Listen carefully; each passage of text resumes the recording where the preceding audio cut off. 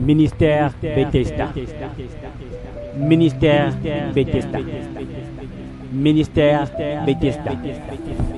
Bien-aimés dans le Seigneur, les enfants sont une illustration du pouvoir de Dieu dans la vie d'un être humain. Je répète, les enfants sont une illustration du pouvoir de Dieu. C'est comme une maquette du pouvoir de Dieu octroyé à un être humain. Parce que nous sommes sortis de Dieu. Amen. Et lorsque vous avez un enfant, vous imitez Genèse chapitre 1 verset 27. C'est une partie de son pouvoir que Dieu vous donne et à travers lequel vous bâtissez un corps dans lequel Dieu vient déposer un esprit. Vous comprenez? Vous reproduisez ce que vous êtes dans ce monde. Et lorsque vous voyez les traits de votre enfant, ces traits-là sont censés rappeler les traits que vous portez de la part de vos parents. Et de façon générale, l'humanité est censée se souvenir au travers des traits de ses parents et des traits qu'il lègue à ses enfants. L'humanité est censée se souvenir des traits entre Dieu et sa création. Vous comprenez? Donc lorsque vous voyez la ressemblance qui existe entre votre enfant et vous, Dieu, quand il vous voit, quand il voit votre esprit, il voit la ressemblance qui existe entre lui et vous. Il voit une partie de lui qu'il vous a léguée. Tout comme si vous avez une particularité. Il y a des personnes qui font très bien les mathématiques. Leurs enfants font très bien les mathématiques. Il y a des personnes qui ont des aptitudes physiques. Leurs enfants ont également les mêmes aptitudes physiques. Il y a un mystère d'hérédité qui est expliqué au niveau de la science, mais qui tire son origine aussi dans le spirituel. Donc les enfants sont le reflet du pouvoir de Dieu dans votre vie. C'est pourquoi vous avez le droit de harceler Dieu lorsque vous avez des problèmes de fertilité. Vous avez le devoir de rappeler à Dieu qu'il a fait l'homme à son image et selon sa ressemblance. Alors ce que lui il a pu octroyer, les réflexes. Par exemple, vous êtes un être humain, il n'est pas normal que vous ayez des rêves prémonitoires. Cela ne peut pas s'expliquer scientifiquement. Que vous voyez à l'avance quelque chose qui se passera dans une semaine. C'est une caractéristique divine qui se révèle en vous. C'est une faculté divine qui s'illustre en vous. Pourquoi? Parce que vous êtes l'enfant de votre Père qui est dans les cieux. Vous voyez? Et vous allez remarquer que votre enfant également, si vous êtes quelqu'un d'habile au dessin, il y a une forte probabilité que votre enfant aussi soit habile au dessin. Et la Bible déclare dans le livre des Psaumes, au chapitre 127, verset 3, « Voici des fils sont un héritage de l'Éternel. » Et je précise, quand on dit les fils ici, on parle des enfants. Donc des fils et des filles sont un héritage de l'Éternel. C'est Dieu qui octroie cet héritage dans la vie d'une personne. C'est une illustration de l'hérédité que nous avons de la part de Dieu. Tout comme Dieu a créé les premiers êtres humains, il nous a donné la faculté de créer des êtres vivants, du moins de créer leur corps, leur organisme dans lequel Dieu dépose un esprit. Vous voyez? Et la Bible dit, le fruit des entrailles est une récompense, comme les flèches dans la main d'un guerrier. C'est-à-dire celui qui engendre un enfant est comme un guerrier. Et s'il sait orienter ses enfants, il fera des grandes choses. Il sera toujours au-dessus de ses ennemis. Bien-aimés dans le Seigneur, l'importance de veiller sur vos enfants est telle que lorsque vous regardez votre vie aujourd'hui, vous pouvez détecter des échecs par lesquels vous êtes passés parce qu'on n'a pas suffisamment veillé sur vous ou parce que vous avez regardé quelque chose qui ne convenait pas à votre âge à ce moment-là ou parce que un parent n'a pas été suffisamment vigilant parce que quelqu'un habitait chez vous, un oncle, un cousin habitait chez vous, il a abusé de vous et un parent n'a pas été suffisamment vigilant et cela a détruit votre vie. Cela a laissé en vous une plaie qui ne guérit pas. Il y a des conséquences que vous pouvez expérimenter aujourd'hui, des conséquences telles que l'infertilité, tout simplement parce que vous avez connu une sexualité juvénile, tout simplement parce que vous avez connu une grossesse juvénile. Bien-aimé dans le Seigneur, il est important de savoir que tout ce que vous vivez aujourd'hui a une grande part dans votre enfance. C'est-à-dire que tout cela tire sa source majoritairement de l'enfant que vous avez été. Alors, faites attention aujourd'hui, vous avez des enfants, ne reproduisez pas les mêmes négligences vis-à-vis de vos enfants. Ne reproduisez pas les mêmes erreurs. Il y a des parents qui sont devenus agressifs et violents à cause des parents qu'ils ont eus. Ne soyez pas ce parent-là qui vous a influencé psychologiquement et qui vous a conduit à devenir ce que vous êtes devenu. Il y a des personnes qui jusqu'aujourd'hui parfois expérimentent la stérilité simplement parce qu'ils ont regardé à l'époque des séries que l'on diffusait, mais qui étaient des aiguillons, qui poussaient les enfants à aller explorer de façon précoce leur sexualité.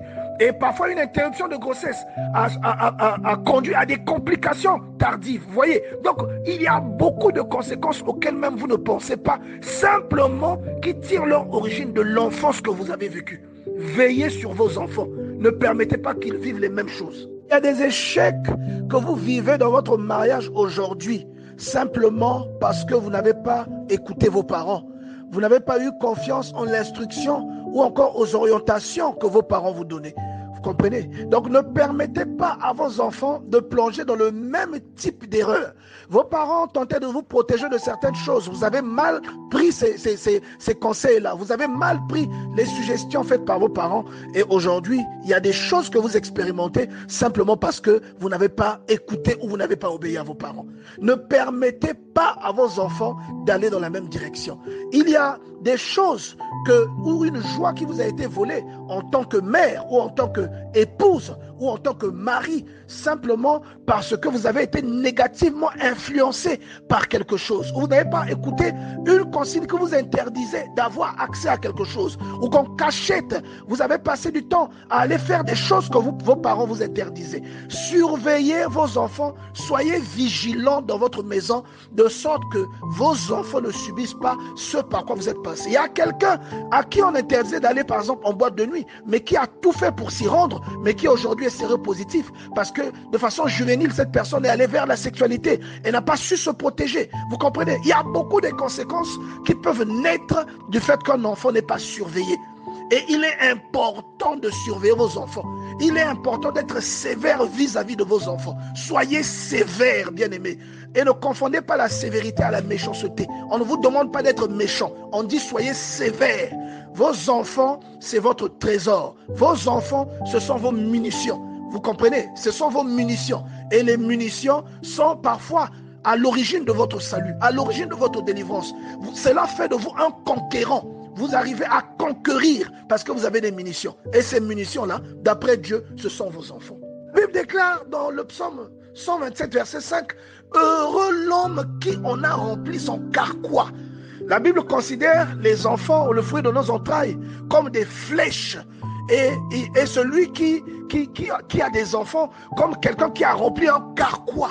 Vous comprenez? C'est comme si vous avez des flèches.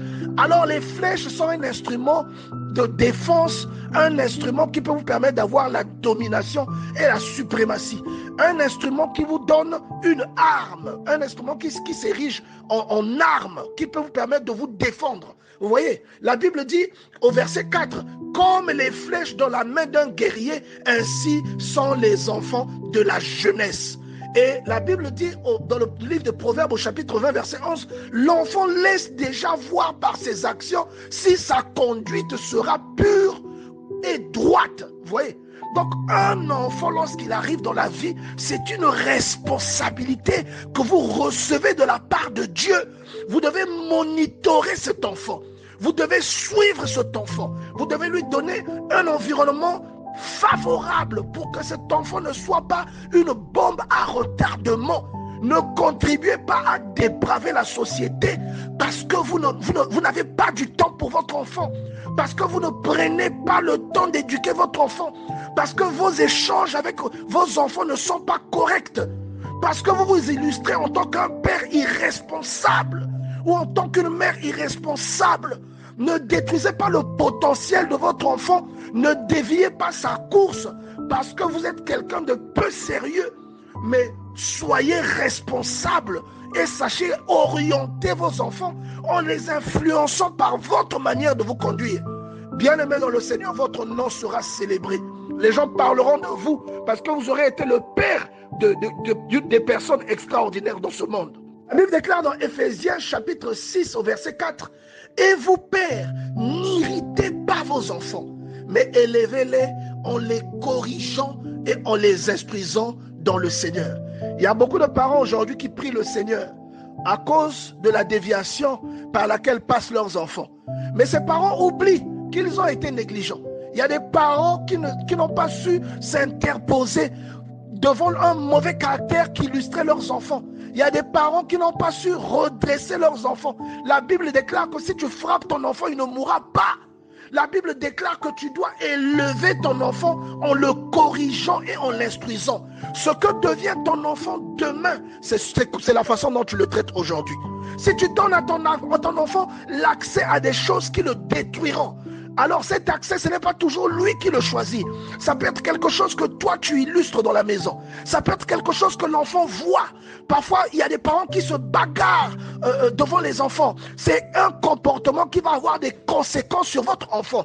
Ça va produire des enfants qui vont battre leurs femmes. Ça va produire des enfants qui vont se laisser tabasser à l'école. Bien-aimé dans le Seigneur, ce que devient un enfant, c'est la responsabilité de son père. Ce que devient un enfant, c'est la responsabilité de sa mère. Sois dur et sévère avec ton enfant, alors tu produiras des flèches qui seront puissantes et qui te permettront de te distinguer. Il est écrit, bien-aimé dans le Seigneur, dans Éphésiens 4, verset 13. Mieux vaut, dans Ecclésiaste, 4, verset 13. Mieux vaut un enfant pauvre et sage qu'un roi vieux et insensé qui ne sait plus écouter les avis. Vous comprenez? Mieux vaut un enfant pauvre et sage. Vaut mieux que ton enfant soit sage et pauvre, plutôt qu'il ait un pouvoir et qu'il n'ait pas le discernement. Ne laissez pas vos enfants regarder tout ce qu'ils veulent regarder. Il y a des choses qui détruiront la vie de vos enfants. Instruisez-les dans le Seigneur dès leur bas âge. Apprenez-leur à prier, agenouillez-vous et priez avec vos enfants. Ne leur ordonnez pas de prier, parce que l'enfant ne fait pas toujours ce qu'on lui dit, mais il reproduit ce qu'il voit. Si vous vous agenouillez avec votre enfant, que vous priez avec lui tous les jours, vous aurez semé quelque chose qui pourra même vous ouvrir les portes des cieux. Parce que vous aurez à l'avance recadré une âme, orienté une âme.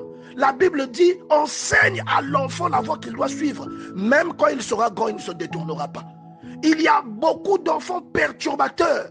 Il y a des adultes irresponsables qui le sont parce qu'ils n'ont pas grandi avec leur papa. D'autres le sont parce qu'il leur a manqué une figure maternelle.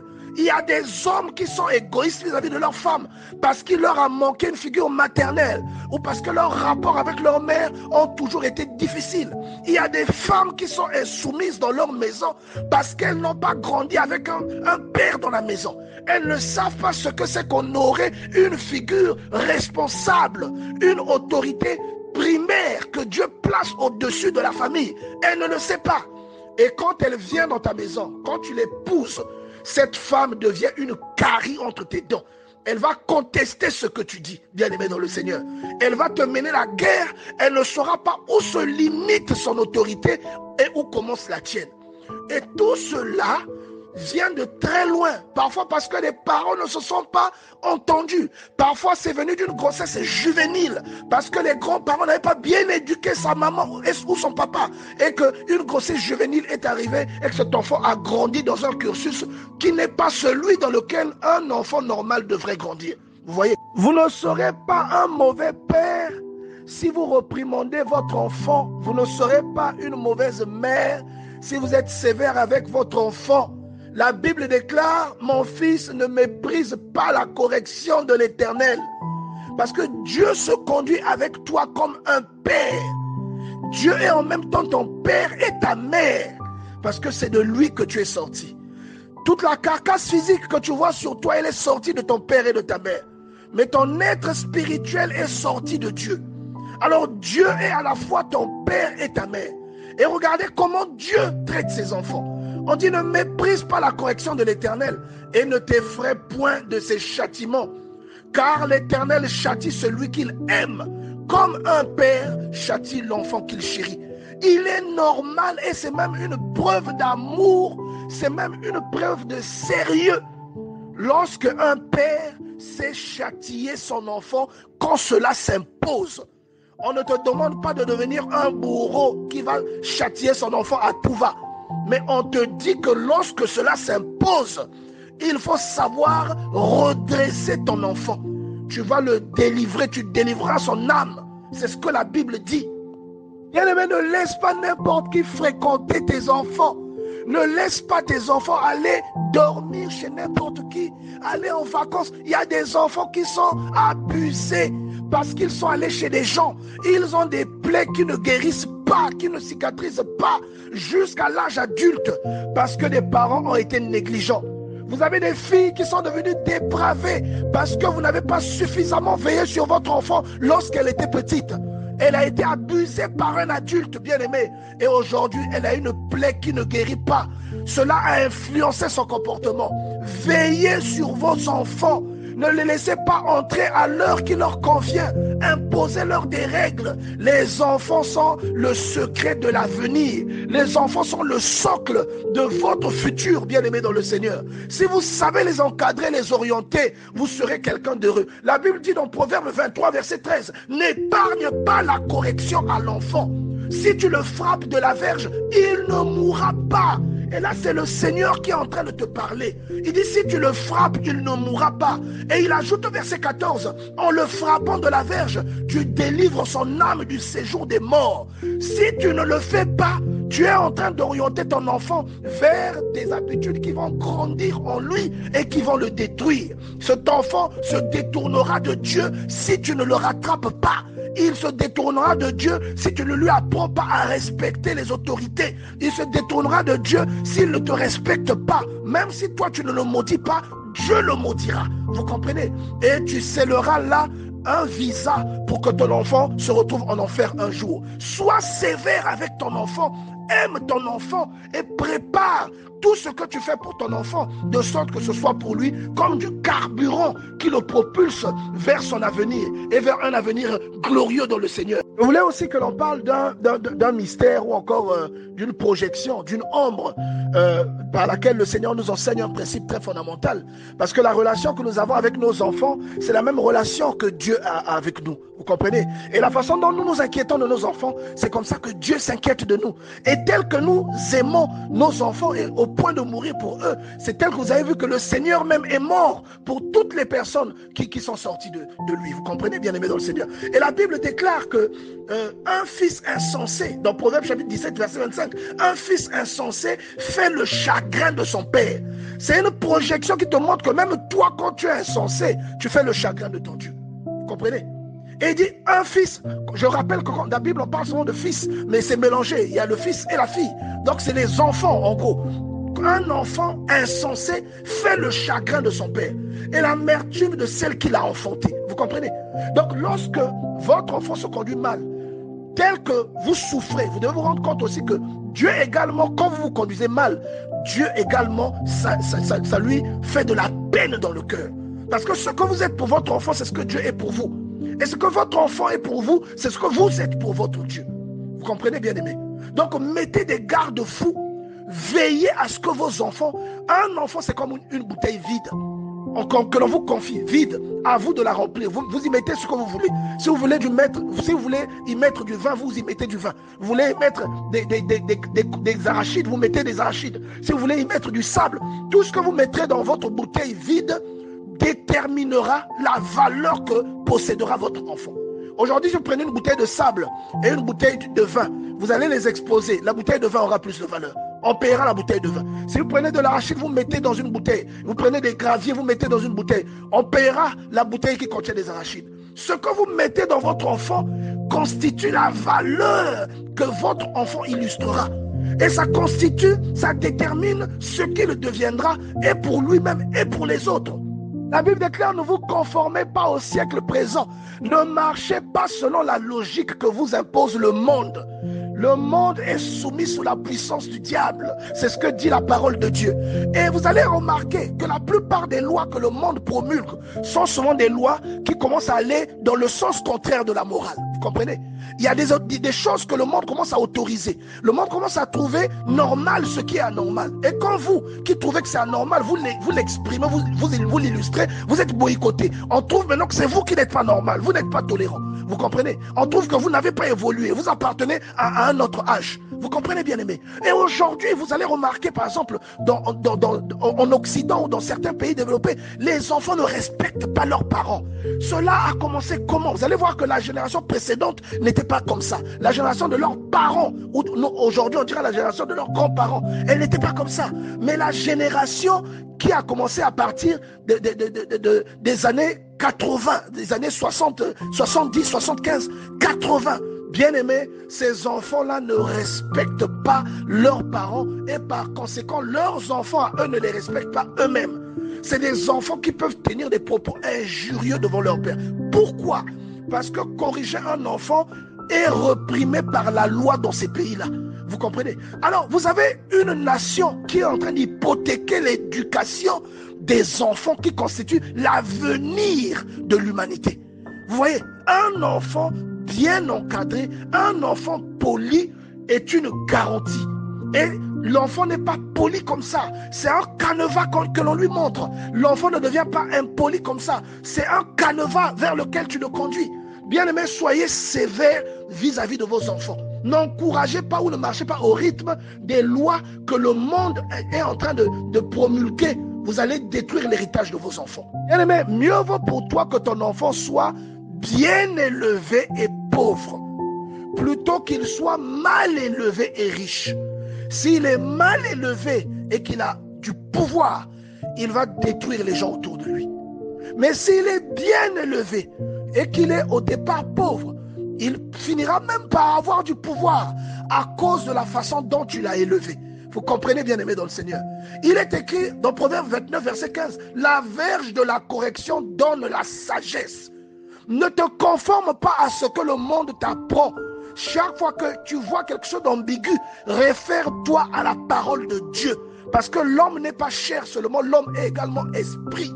Et les instructions que tu appliques sont d'ordre moral. Et la morale n'est pas toujours quelque chose qui se promulgue de façon charnelle. Il y a aussi ce qui naît du cœur en fonction de ce que Dieu peut inspirer à quelqu'un. Et nous avons une référence par excellence qui est cette compilation que nous appelons la Bible. Et la Bible déclare, la verge et la correction donnent la sagesse, mais l'enfant livré à lui-même fait la honte de sa mère. Il dit, instruis l'enfant au chapitre 22, verset 6, instruis l'enfant selon la voie qu'il doit suivre. Et quand il sera vieux, il ne s'en détournera pas. C'est une garantie pour toi de veiller à ce que ton enfant regarde, de surveiller son téléphone s'il en a un, de regarder les programmes télévisés auxquels il a accès, les jeux vidéo auxquels il joue. Ne sois pas négligent. Tu es aujourd'hui en train de conditionner le futur de ton enfant. Il est important pour toi de respecter ton mari en présence de tes enfants. Ça enseignera à tes filles de respecter leur mari le jour où elles seront dans un foyer. Il est important pour toi de respecter ta femme et d'être un père exemplaire. Ça donnera à ton fils une image du père exemplaire. Si tu es un père sérieux, ton enfant va imiter implicitement ce que toi tu fais, ce qu'il t'a vu faire.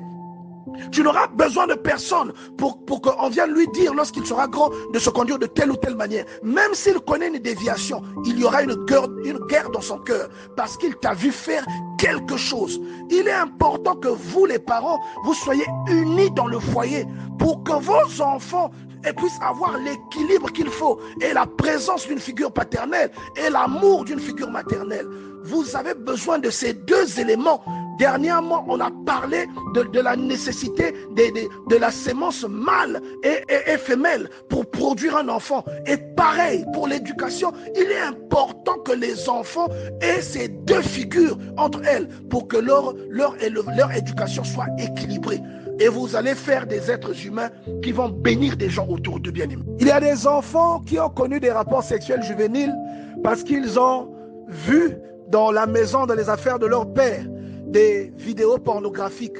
Il y a des enfants qui ont eu des rapports sexuels ou des grossesses juvéniles parce que personne ne leur a dit de ne pas regarder des séries qui sont normalement autorisées de regarder pour les adultes ou pour les jeunes adultes, mais qui ne sont pas adaptées aux adolescents, parce que ces séries-là sont des aiguillons mentaux.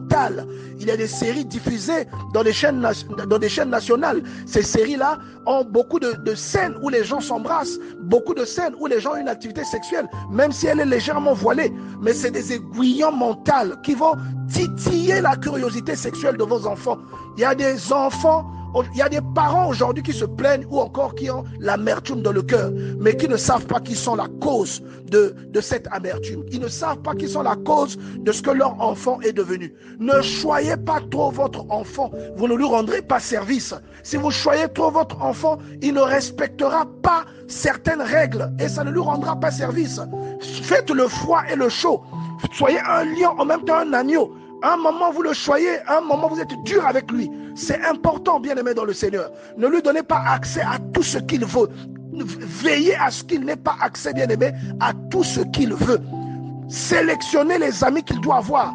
Regardez, mettez des filtres sur vos ordinateurs, des filtres sur Internet pour qu'il n'ait pas accès à tout ce qu'il veut. Mettez la protection parentale. Contrôlez la musique qu'il écoute. Il y a des musiques suggestives qui peuvent influencer négativement votre enfant. Contrôlez les paroles auxquelles il a accès. Donnez des conseils aux adultes qui habitent avec vous dans la maison pour qu'ils ne laissent rien transparaître, qui viennent en quelque sorte détruire la base que vous êtes en train de poser sur votre enfant. N'oubliez pas que votre enfant, il a aussi eu accès à un autre type d'éducation dans la rue et à l'école. Veillez à ce que votre éducation pèse le plus lourd possible dans la vie de vos enfants. Positionnez-les devant des miroirs psychologiques pour qu'ils comprennent ce qui est bien et ce qui est mauvais. Qu'ils comprennent que parfois ce qu'ils voient dans la rue n'est pas bien. Et que ce que vous leur apprenez, ce que la Bible, ce que la parole de Dieu apprend, c'est ce qui est bien et c'est ce qu'il faut pratiquer. Bien aimé, si vous veillez à cela, vous serez comme cet homme du livre de la Bible que le Seigneur identifie comme un homme avec des flèches, avec un carquois rempli de flèches, bien-aimées. Vous serez ce genre de personne. Vous serez une personne comme celle qui est décrite dans le psaume 127, qui a des enfants qui font son honneur, parce que ces enfants sont comme des munitions pour lui. Ces enfants sont comme des flèches pour lui. Ministère Bethesda. Ministère Bethesda. Ministère Bethesda.